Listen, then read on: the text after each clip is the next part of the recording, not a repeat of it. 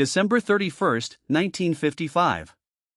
Times Square is electric with celebration, but in a modest house in Venice, California, a 14-year-old girl sits quietly in her bedroom, staring at a pile of letters that arrived by the sack. 6 days earlier, Peggy Lennon had been just another Catholic school student sharing a bedroom with her sisters. Tonight, she is famous. Not promising, not emerging, not building towards something famous in the way that only happened in the 1950s, when 3 television networks could make a household name in a single broadcast. The letters are from strangers. Marriage proposals from grown men. Rings sent through the postal service. Love letters addressed to a 9th grader who had sung him on national television with her 3 sisters. Peggy's father, Bill, tells her to be polite. Write back when you can. These are fans, he says. Good people who admire your singing. What else could they be? This is where the double life begins, though nobody calls it that yet. On one side, matching dresses and perfect harmony, for sisters who represent everything wholesome about American family life. On the other side, a mail pile that grows stranger each week, filled with correspondence that would make modern security experts cancel every public appearance and install a panic room. The gap between those two realities will stretch across 15 years, and by the time it collapses, it will cost a life. But that cost is still 14 years in the future on this New Year's Eve, and Peggy Lennon is still a child trying to process what has happened to her family. 6 days ago, 4 girls walked onto Lawrence Welk's stage and sang "He" without accompaniment. No orchestra, no safety net, nothing between their voices and several million people except the accuracy of their own ears. They were 16, 14, 12, and 9 years old, and they did not miss a note. America fell in love instantly. Not with 4 individual young women, but with an idea.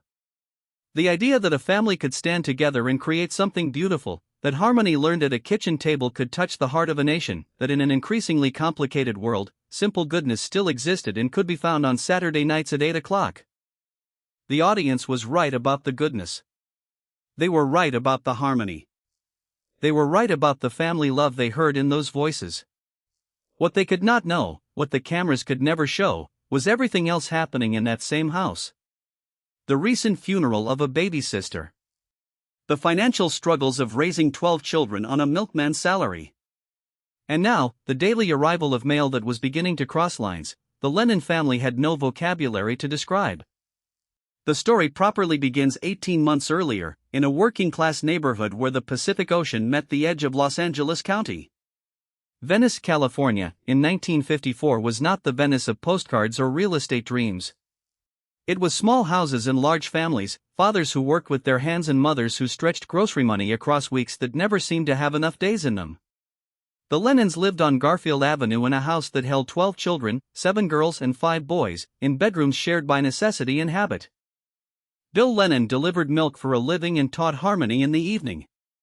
His wife, Sis, managed a household that operated like a small factory, with older children responsible for younger ones and everyone expected to contribute to the daily miracle of keeping 12 people fed, clothed, and accounted for. The family was Catholic in the way that shaped entire weeks around Mass and confession, and working class in the way that meant no one questioned whether there would be enough money, only how to make do with what there was. The singing came from Bill's own childhood. He had harmonized with his brothers growing up and learned to blend voices by ear rather than from sheet music, and he passed the skill to his children the way other fathers passed along the knowledge of tools or engines. In the Lennon house, singing was as natural as breathing, as ordinary as setting the table. Peggy learnt the high part early, the exposed line that sits above everything else and requires perfect pitch to hold steady while 3 other voices move around it. In June of 1954, the youngest of those 12 children, Mary Frances, 16 months old and walking with the unsteady confidence of toddlers everywhere, ran into the street in front of the family house. A car struck her, and she was killed. There is no way to soften that sentence, and it should not be softened. A family of 14 became a family of 13 in an instant, and every one of those remaining children had to return to school the following week as though the world had not ended in their front yard. Peggy was 13 years old. She helped bury her baby sister in the summer of 1954, and by Christmas of 1955, she was famous. 18 months. That is the distance between the graveside and the television lights, between the most private possible grief and the most public possible joy. The timing was not symbolic or meaningful or part of any larger plan. It was simply what happened, and it established a pattern that would define the next 15 years. The cameras would show celebration. They would never show the cost. The way the sisters reached Lawrence Welk's attention was almost accidental, which says something about how much smaller the entertainment industry was in 1955. Diane, the eldest Lennon girl, attended the same school as Larry Welk, the bandleader's son. Teenagers talked, the subject of four sisters who could harmonize came up, and young Welk suggested his father should hear them sing. The audition that followed was not an audition in any professional sense. Lawrence Welk was at home, recovering from illness, so the girls performed in his living room. No stage, no studio lighting, no second chance built into the schedule. Four sisters stood in a room and sang the way they had always sung, which was the only way they knew how to do it. Within 2 years, the apparatus of mid-century American merchandising had assembled itself around four girls from Venice. There were Lennon Sisters coloring books, lunchboxes, dolls made in their likeness, and a nickname that appeared in magazines across the country, America's Sweethearts of Song. The press and the public had settled on an image that satisfied something the culture wanted to believe about itself. That wholesome family life was possible, that children could be both talented and innocent, that harmony in four voices proved harmony in all things could exist. Merchandising on that scale was relatively new in 1957, and it worked because the product being sold was not really songs or television appearances. It was an idea of family life.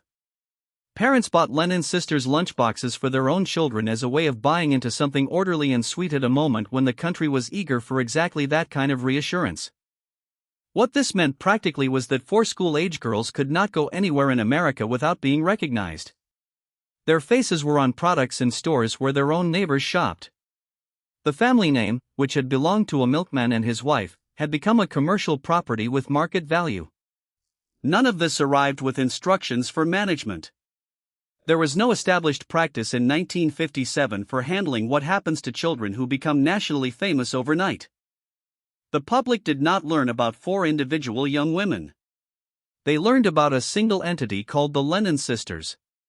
They appeared together, dressed in coordinated outfits, and sang in arrangements where no voice dominated. Fan mail arrived addressed to the group. Even the merchandise treated them collectively. That collective identity provided shelter at first. No single sister carried the weight alone, and attention aimed at the group felt safer than attention focused on an individual. What nobody anticipated was how badly that protective arrangement would fail when one stranger's attention narrowed onto one sister and refused to move. For years, the sisters had been receiving mail that was not ordinary fan mail. Among the routine requests for autographs and expressions of admiration, other letters arrived. Marriage proposals from men they had never met. Actual engagement rings sent through the postal service by strangers. Love letters written as though a relationship already existed, as though devotion expressed from a distance created an obligation that could be collected. There were photographs sent by men who wanted the sisters to keep them. There were long, detailed letters describing futures these correspondents had planned without permission or participation from their intended brides. There were proposals that came with ultimatums and expressions of love that carried undertones of ownership.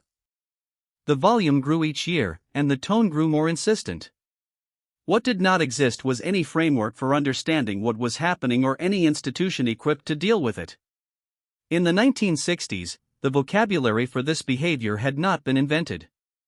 There were no stalking laws, no threat assessment professionals, no restraining orders, no security consultants, and no studio protocols designed around the protection of performers.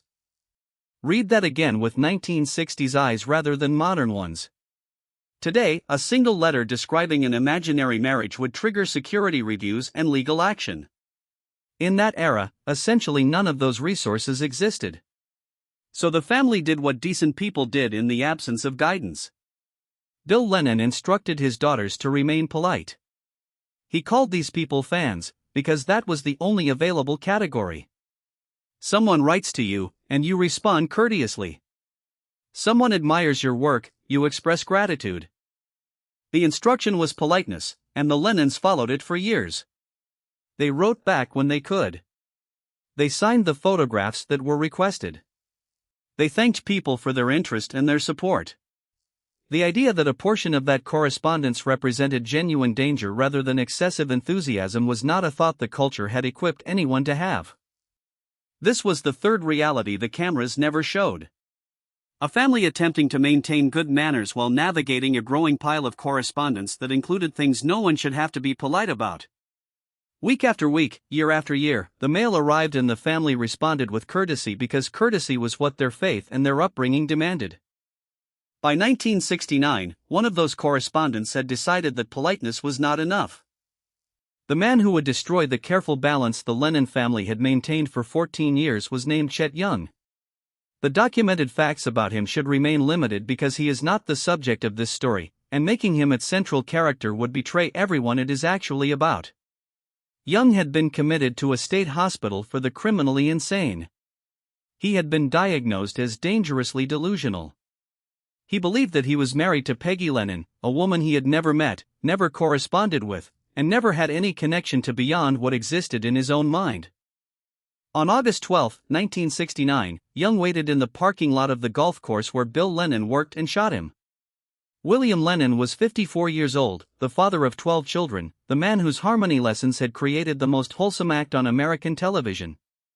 He was murdered by a stranger who had constructed an elaborate fantasy around his daughter's image.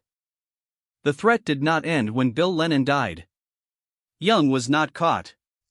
He was somewhere in the country with a fixed delusion about Peggy, having already demonstrated what he was willing to do to eliminate what he saw as obstacles. The Lennon family was placed under 24-hour police protection. Officers accompanied them everywhere. A household grieving the murder of its patriarch was now living under armed guard. At the same time, the Lennon sisters were under contract for a network television series. Contracts of that kind do not pause for personal circumstances.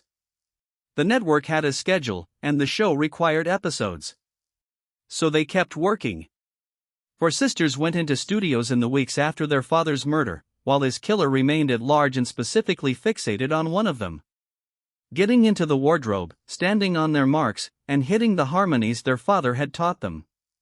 The sets were completely closed. No visitors, no press, no studio audience, no uncontrolled public access of any kind. Then the tapes aired. Families across America turned on their televisions and saw the Lennon sisters in matching dresses, for voices in perfect harmony, the same warmth and blend the country had loved since 1955.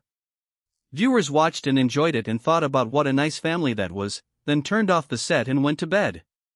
They did not know about the murder, the police protection, the locked studio doors, or the empty audience seats.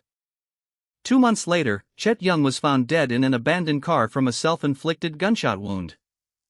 That is the double life this story describes. Two realities occupying the same four people simultaneously. One was broadcast to millions. The other had a police detail.